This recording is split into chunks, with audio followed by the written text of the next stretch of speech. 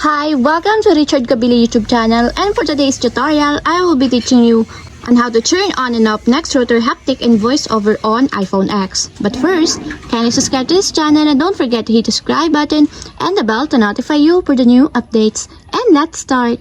Using your iPhone X, from your home screen first, go to Settings.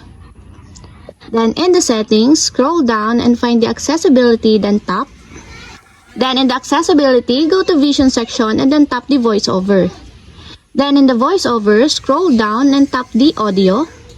Then in the audio, tap the sound and haptics.